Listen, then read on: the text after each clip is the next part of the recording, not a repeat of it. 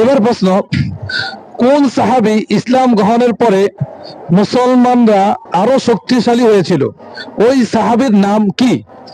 মানে উনি ইসলাম গ্রহণের পর মুসলমানদের মধ্যে শক্তিটা আরো বৃদ্ধি পেয়েছে, ওই শুধু সাহাবীর নামটা বললে চলবো।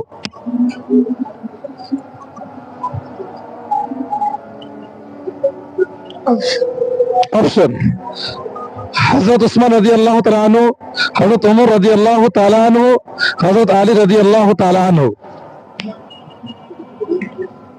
হযরত ওমর রাদিয়াল্লাহু তাআলা আনহু। মাশাআল্লাহ, উত্তর সঠিক হয়েছে। হযরত ওমর রাদিয়াল্লাহু তাআলা আনহু ইসলাম গ্রহণের পর, হযরত ওমর রাদিয়াল্লাহু তাআলা আনহু ইসলাম গ্রহণের পর ইসলামের শক্তিটা আরো বৃদ্ধি পেয়েছে। হযরত ওমর রাদিয়াল্লাহু আনহু ইসলাম গ্রহণের পূর্বে সাহাবায়ে কেরাম চুপে সারে ইসলাম এর দাওয়াত দিত, নামাজ পড়তো, আযান দিত, সব চুপে সারে।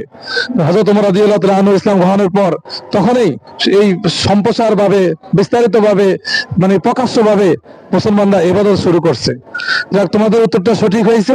তাহলে তোমাদের জন্য পুরস্কার রয়েছে, তোমরা সকলে মিলি একসাথে চানাচুর মুড়ি খাইবা।